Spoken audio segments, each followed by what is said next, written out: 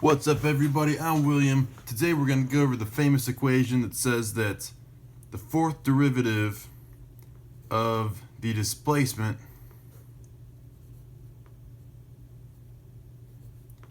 is equal to the loading of a beam.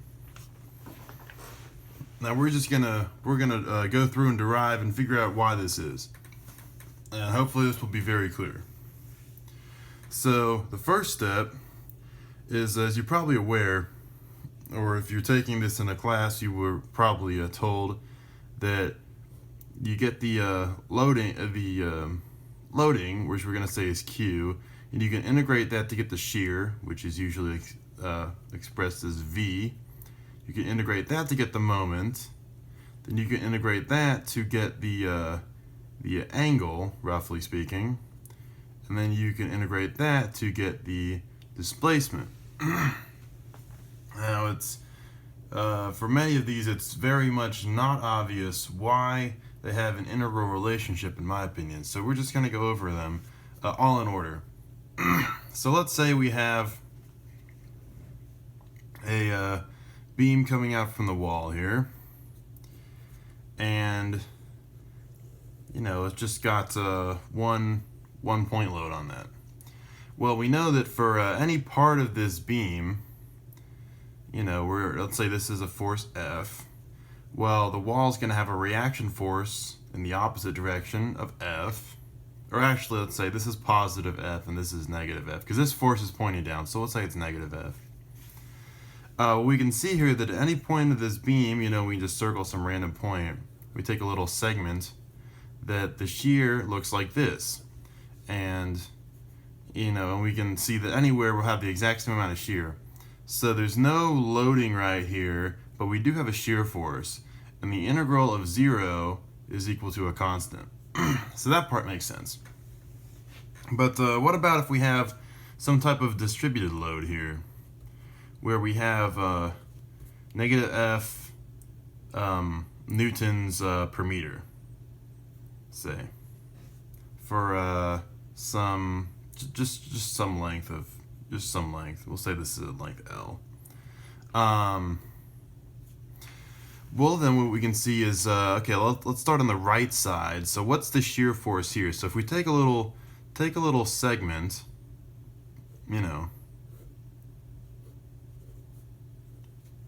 there's no shear force here. This is kind of past our distributed loading, and here we start to have the distributed load. But let's say if we take a little segment dx, the distributed load of negative F newtons per meter is basically the same as if you just have negative F newtons on one point here times dx, or I should say delta x, where you have apologies, negative F times delta x. This is delta x. So we're saying here that basically for a very short segment, having a distributed load is basically the same as having a point load, where you just take the distributed load times this distance delta x. So we know the shear force here is 0, and the shear force here is going to be F, which is newtons per meter in this example, times delta x. And then what if we take like another distance, delta x? Well, our shear force here is F times delta x. And we have another little loading here, F times delta x. So then our shear force here is 2 times F times delta x, or we could say you add them together. So we can see that to get the shear at any part here, going in this example, going right to left, we start with our first thing to the number of them,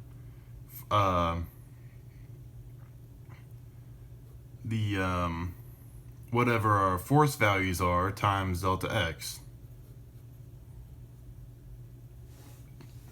Now, if our force here is a function of x, this is per meter, then we can say that this is an integral. that V is equal to our loading. I'm changing from F to Q, but it's the same thing. Dx. Did I said delta dx. Okay. So as you can see here, the shear force increases as we add on these little amounts here. And then if our loading function is a continuous function, which of course here it is just a constant, then we can see that the shear is the integral of that. Likewise, I left this out of the free body diagram originally, but we're going to have this moment generated here.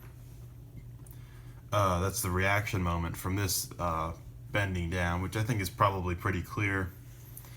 So if we think about what the moment is on this,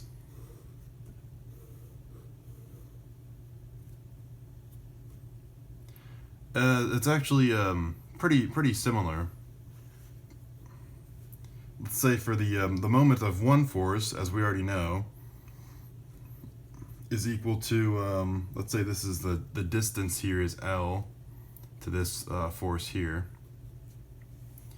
The moment is F times L. But that's like the moment at this point here. Well, what if we want to calculate the moment here? Well, it would be F times 1/2 L, because that's just how far away it is. So we can see that for example, if we just have one force, that our moment is a function where we have we have some sort of, we have the force times the distance it is away is equal to the moment. And the distance away, I'm just saying, is x. So, the x is just how far away it is from the point we're looking at. Now, there is one sign convention that this here actually has a negative moment.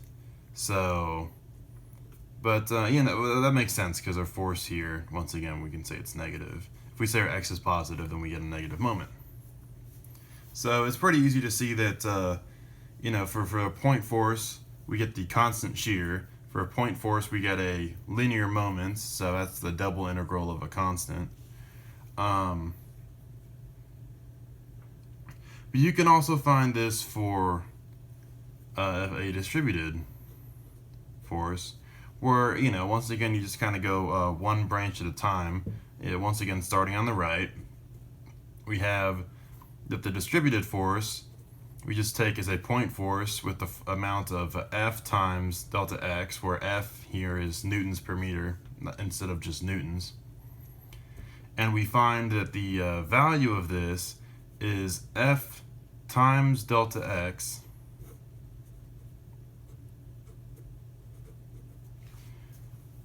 times the how far away it is, times, let's say, times, I don't know, units, man. Let's just say times x, I don't know.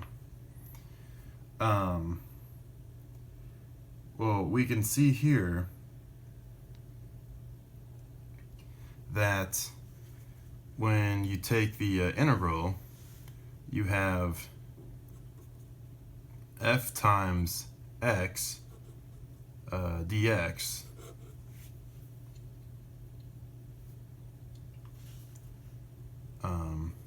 or I should say q of x times x dx,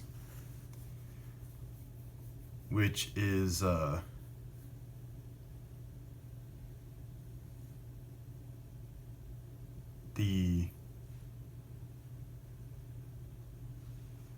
the same as if you had an integral of q of x times the integral of a constant dx. So we can see that this is the second integral of the force. Now I'm going to take a little jump here. So we went from this to this to this.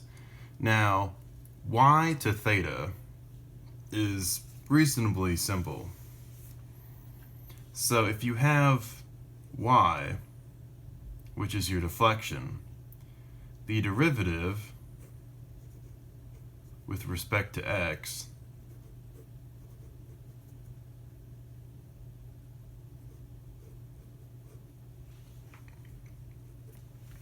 is equal, of course, to this dy dx.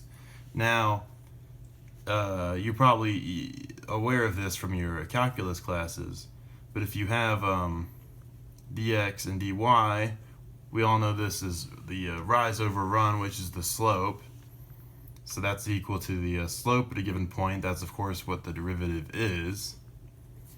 We can also say, if we're referencing to a certain angle there, this is the tangent of that angle. Now, sometimes in professors or textbooks, you'll see this just as y prime, and you don't have to do this transformation here. But it's very simple anyway, because tangent theta at a small angle of theta is equal to the just being at that angle. So this actually can get you the angular deflection for a small deflection, but of course will also always get you the slope. It just kind of depends on your notation. Usually beam deflections are pretty small, especially let's say less than 1 degree. This will be very accurate to the actual angular deflection also. So we have from here to here. Now what about the moment to the slope there? Well, so we know that if we have a beam and then we put some type of force on it, that it's going to bend. This probably looks very obvious. Of course. Well, so we know that this bends over time, right? So you could kind of think, you know, what's happens at a very small scale. So once again, we're going to kind of get a delta x here, and this is going to be very exaggerated, but we're going to assume that this part here is a horizontal, and then this part is the part that's actually bending down. That's just for our geometric reference, but it doesn't actually matter because we're going to be looking at the change in the angle. So you could kind of imagine this. This is much easier to visualize in my opinion. If you have some springs here, you know, you might want to visualize a lot more than 3 springs. And you put some force here, then obviously this is going to bend down. And that's actually, of course, how springs, you know, why springs work is because of the elastic deformation. And even in a beam, the elastic deformation is a lot smaller, but the property is basically the exact same. So, and what is going to be, so we can imagine we have this, you know, this force here. So this spring is going to stretch out, this spring is going to be compressed, the middle one's not really going to do anything. So we can see that this, if you know about the moment formula, mc over I or my over I, that the moment forces on a section of beam are kind of triangular, where you have, this is slightly small, I'm sorry, the top part of it is stretching out and the bottom part of it is being compressed. Of course, that's assuming you have a force like that. So we can see that the proportion that these springs are going to be compressed, you know, that's going to be proportional to the moment force. That we have more force here, we have a larger bending moment. This is where the term bending moment comes from. That we have a larger bending moment, and these springs are being compressed more. So, and then as you can also imagine, when this is rotating, we're going to kind of develop this angle here. We're going to just call this like theta sub I. On this, just the segment of the beam. This is like a segment of the beam, you know, delta x. So we know that this theta sub I is going to be proportional. What's the proportionality symbol? Like that. To the moment. And what else might it be proportional to? So let's think, let's say we make these springs much stiffer. Well, that would mean it's going to bend less, right? So it's inversely proportional to the elasticity of the material. Once again, these springs are just a visualization, but it's actually the exact same, like I said, the exact same way the material works itself. This is just to make it easier to visualize. Where, it's very easy to visualize if something's connected with springs, it can bend a lot. If I just draw a beam, it's yeah, trust me, it bends. It's harder to visualize. And then we also look at, if we have these springs kind of clustered up here, it's going to bend kind of easily. If we spread them far out, it's not going to bend as easily. We know that. So we have proportional to M, inversely proportional to E. That's the resistance to bending because of the material property. And also inversely proportional to I, which is the resistance to bending because of the shape of the material. So we have this proportionality, and it turns out that this is actually the exact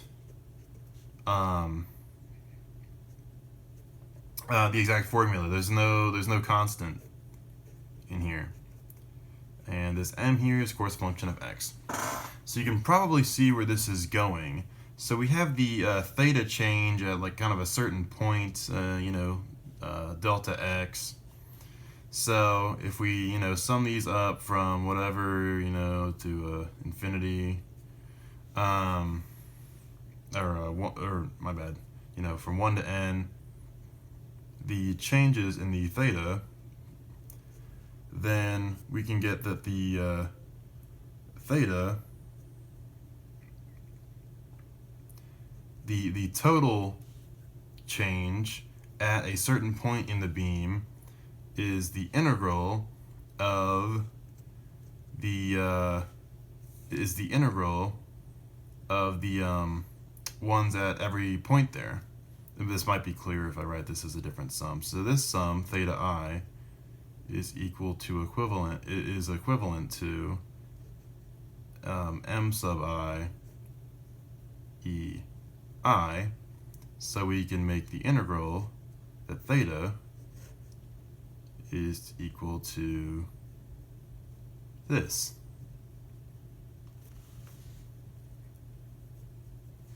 So once again here, just to recap, we can see that the theta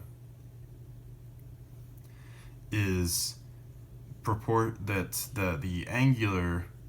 the amount that it's going to bend is proportional to the moment divided by the elasticity, and also divided by the second moment of area, the I there. And then when we sum up all these minute changes that would happen over time, because if the moment is constant, then we could just take it as one big thing. Of course, most of the time the moment is not constant, so we take it as the integral, where we sum up all these minute changes here, where this is kind of a model that I drew, and then we'll get the actual number there. So to recap, ignore this. The shear force, we sum up all of these shear forces, which are a shear force along the beam is caused by the loading on one side of it. And then when we sum all those up, we get the, wait, wrong.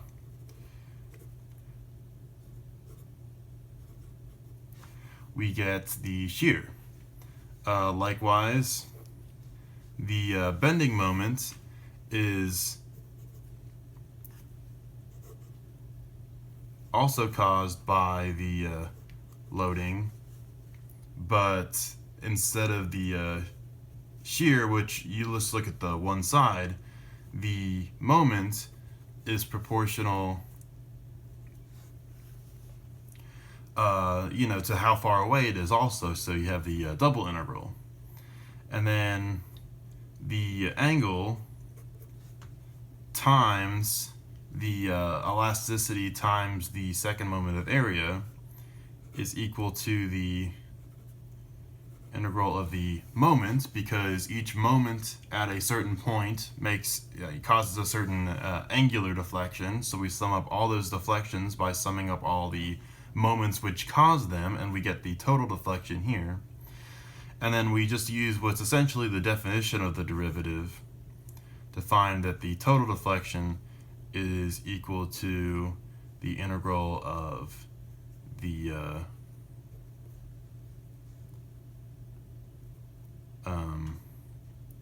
you can leave the EI in or out here. So you could also say that this is y times E times I is equal to integral theta E I dx. So I hope that cleared things up. If you enjoyed this video, please do like and share. If you didn't like it, then good for you. I'm sorry. But either way, thanks for watching, and I'll see you later.